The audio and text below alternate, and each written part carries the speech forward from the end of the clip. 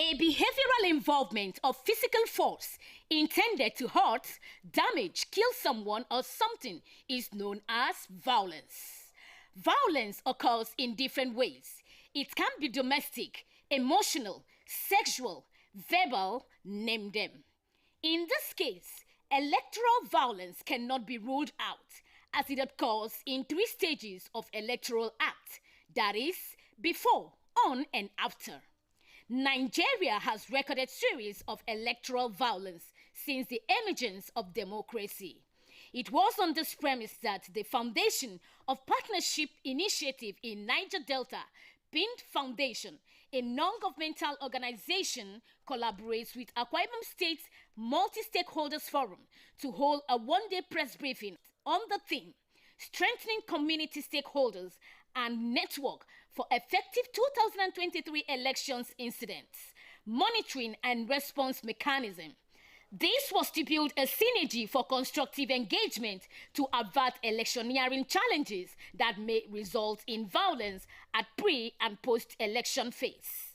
We have worked in about 8 local governments to see how we can calm conflict and see how peace can reign. In just a few days now, election is coming forth. What we foresee as an organization is a peaceful atmosphere, a peaceful society. And we can't achieve that without stakeholders. And that is why we put this together. But in the house today here, we have both the state actors and the non-state actors.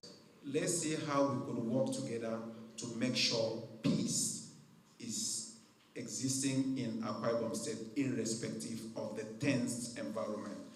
And at the end, we'll be all happy with ourselves, and at the end, we'll see development in our states. The next person we're going to have is the opening remarks by the program manager of PIND, again, who is here represented by Imabong Isenwo. So I'm going to invite Imabong to come deliver to us the opening remarks for Mr. David Idofia. So she's acting actually in dual capacity.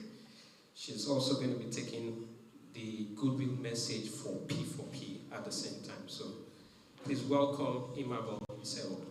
Multi-stakeholder forum on averting violence-related challenges in the election cycle in Akwa Ibom State. The Foundation for Partnership Initiative in the Niger Delta, PIND, is a non-profit organization that promotes peace and equitable economic growth in Nigeria's Niger Delta region through multi-stakeholder partnership. We achieve this through our economic development and peace-building programs. Specifically, the central objective of the peace-building program is to achieve the greater goal of regional and lasting peace in the Niger Delta through creating sustainable peace partnership, encouraging collaboration and synergy among peace actors like jobs, like you, and strengthening indigenous structure for peace, while also creating and building interface with larger state-level peace efforts. Data shows that election in Nigeria, especially in the coastal states of the Niger Delta region, with specific reference to Akwa Ibom State, are often characterized by violence.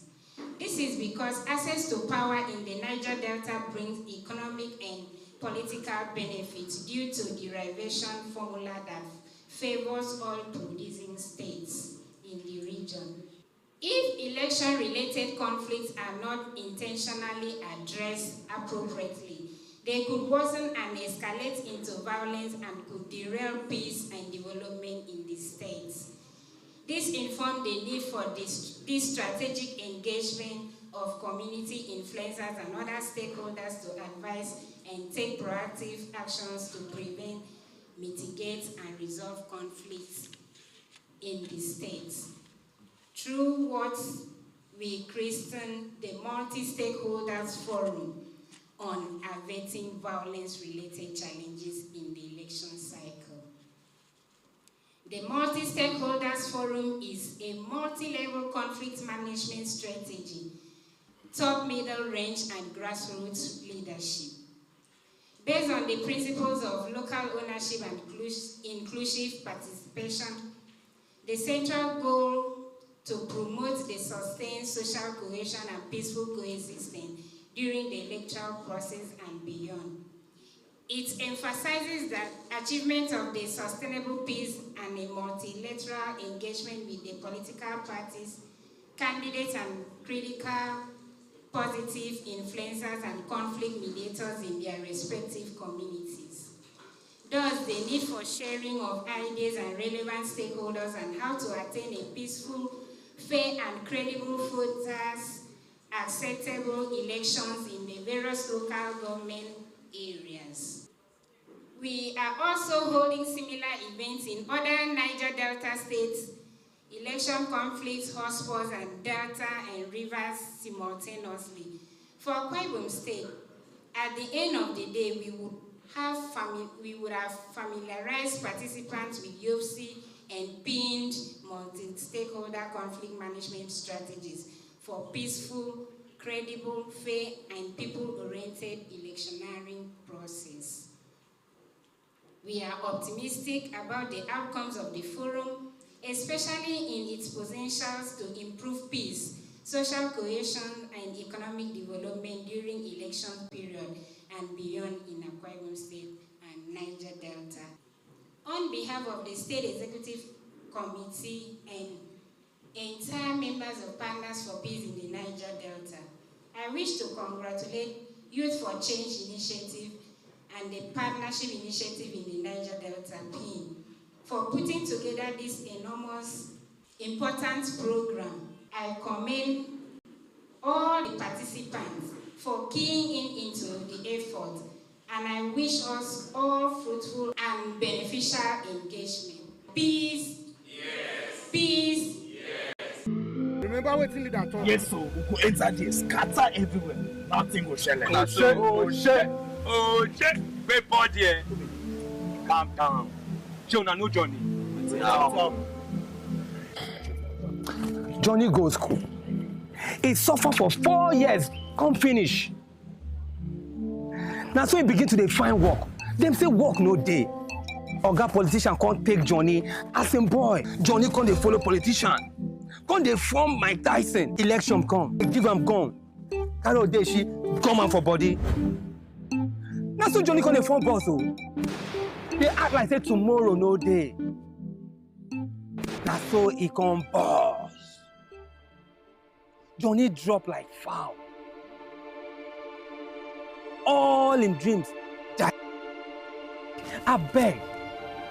This na election, no be war. No be like Johnny o. Now your turn you go take vote. No be gun, no be machete. Make we say no to election violence. Thereafter came a spoken word on peace. It's important to note that this season we are in calls for peace in all its ramifications, whether at home, outside, when you're monitoring, even when you are sleeping, you ask God for peace. Today, we are here being enabled so that we can monitor the elections. It's not just for nothing that you're here. It's because you're important. That's why you were asked or invited to be here. And as you're here, I want to encourage all of us that this is our time to get it right. Don't go out and become violent yourself, because what you saw in the field triggered the violence in you. No. Tell the trigger to sit down, that you came here for something very important.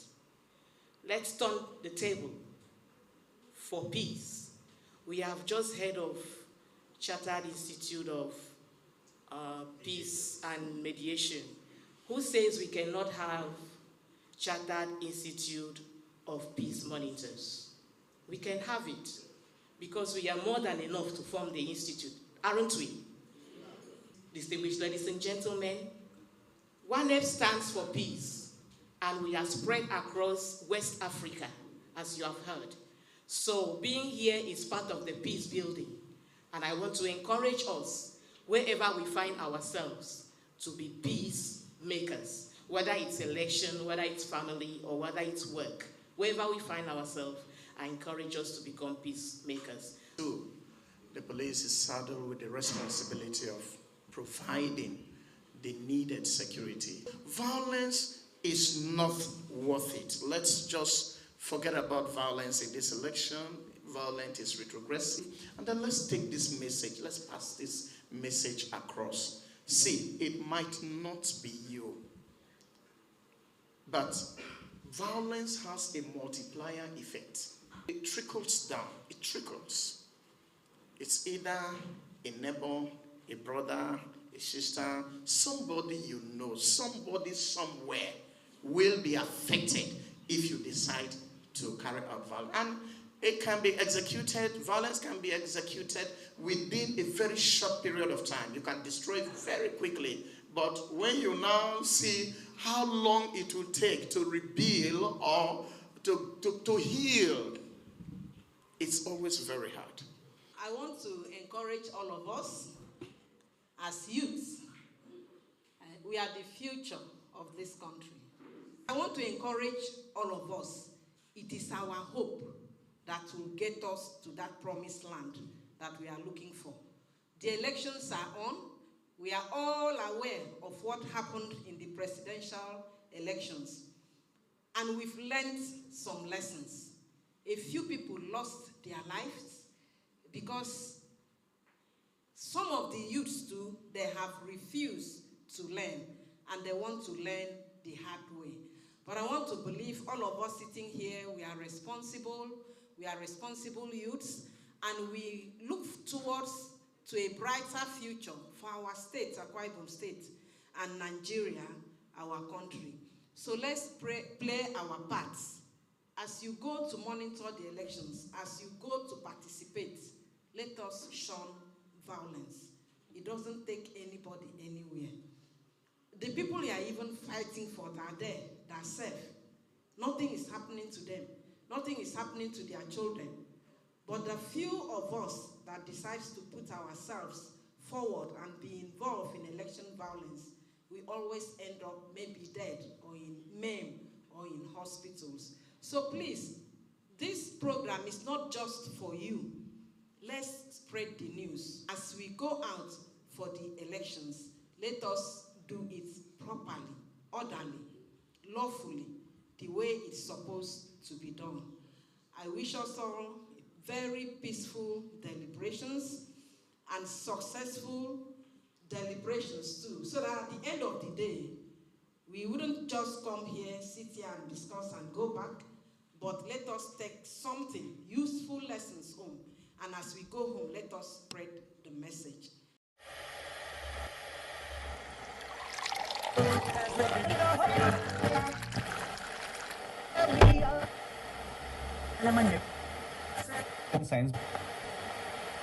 Nigeria, vote for me. Vote for me, I will improve the infrastructure, I will improve the health, and I work on the peace and security sector. I promise to make things better. Vote for me. When you lock eyes with a politician smiling on a billboard, or hear them on the radio with promises that only find fulfillment in their pockets, remember to choose you, so that the next kidnap case doesn't hit too close to home. Your auntie's little son, that with you in between bank transfers hoping the ransom figures add up, or that an uncle's brake doesn't fail from roads with potholes dug by pot-bellied bribes, so that an illness doesn't rename you into #SaveAhmed. Because the healthcare is too sick to care for you but affords international healthcare for a few, or that a trigger-happy officer will not summarize your entire existence with hashtag Justice for Chika. See, at the polls, they'll give you money and ask for your life, but after elections, they take both. So when the time comes for you to press your thumb and take sides, choose you. Matter of fact, vote for you.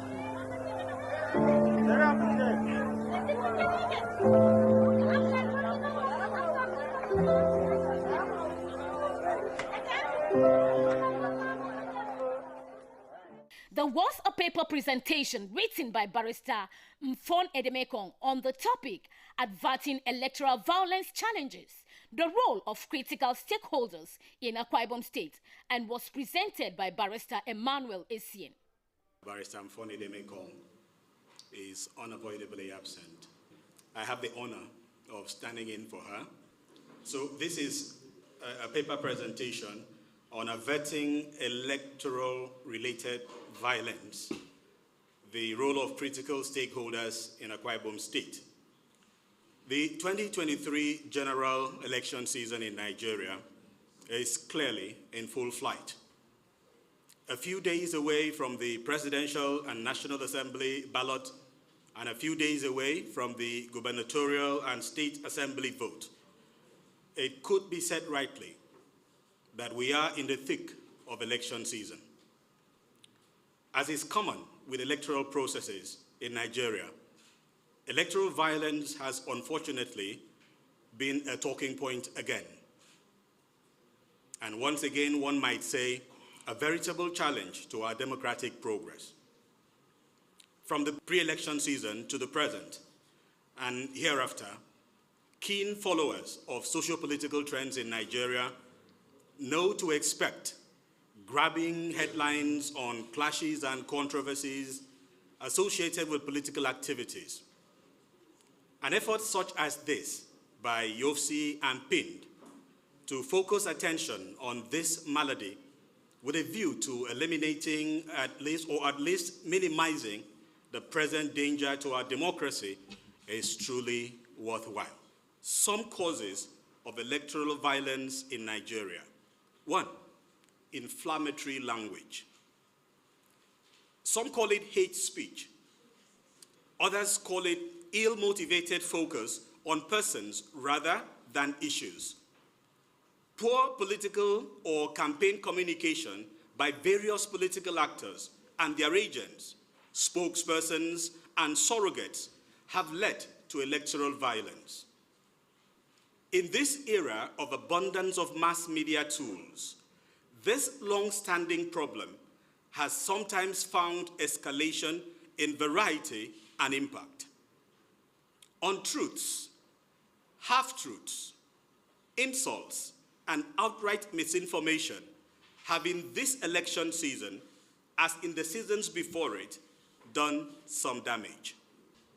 Electoral violence has been fueled by readily available youths and young persons willing and able to do the dirty jobs for their paymasters out of desperation, induced by poverty, joblessness, and systemic social and economic deprivation.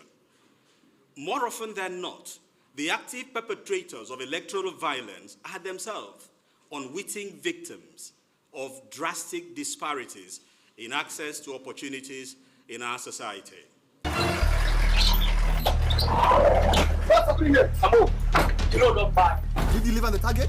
No. As we try to do the job, some guy don't fire him anyhow. My friend, be strong. There's no war without casualty. Bureau or no bureau, we have an election to win. Still no. You're not in charge. You take care of that thing. Hey! Hey, Samo! You wicked! You mean too much. Bad! Wait. You want me to say, as we there, so we be expendable, Sabi. You feel you just anyhow. What? What? I'll not do again. Me too. For this election, I go vote with Tom, no be God. Wait. We can always talk about this. Ah! Get them! Namo, you don't get anything. Fight your own battle. What? Come on, where are you going?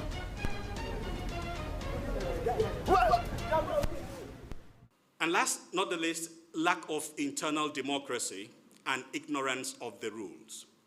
Panel of discussion was set, which took the event to a climax. We actually avert violence during election. Just take 2 minutes, everybody take a shot at that. You know, let's just have your views. If you are a youth, you know that you are a tool in the hands of these people, but don't allow yourself to be used. Some other thing I wanted to emphasize on is the education of all the stakeholders. I remember Religion Next Foundation had this interfaith non-violence election, and they invited all the political parties, youth leaders. Only 3 showed up, only 3, and 1 came with others. That was to educate them, just like we are doing now. But they were not there. Those who are here today will learn something. So I am saying that our politicians, the candidates themselves, and all that my colleagues have said already, and the youths who are willing tools, they are the people that instigate violence. I'm not going to say that it's the people, or I'm not going to say it's a class of persons. I'm going to look at the abstracts. Greed, poverty, lack of decency. And let's take the instance of the cash swap. This was the problem that was created for us. But we took advantage of each other, and that has always been our problem. We want to talk about who is responsible for the violence. If we target the answer at one person or one institution, we may be missing out a lot. A lot of factors come in. From the lecture presented today, you can see the contributions of so many stakeholders. The INEC, the security agents, the youths that are making themselves available to the youth, and then the antecedent, the carryover anger, issue of false news, raising of rumors that don't even exist. The more we have sessions like this, where people come to have informed positions, hear certain things to learn, watch video clips like the one we watched today, you just see that it is very, very possible for these things to be reduced. I will not say INEC is a curse in my case, but I'd rather say that the executive arm of government, like in the case of Nigeria, is a cause of electoral violence. And our constitution also is not being implemented the way it is. You can, for example, today you see this judicial division will give a judgment, and somebody will leave Akwa Ibom to another state and get the same judgment, and the executive arm will sometimes be protecting this judgment. Some of these judgments are ill judgments.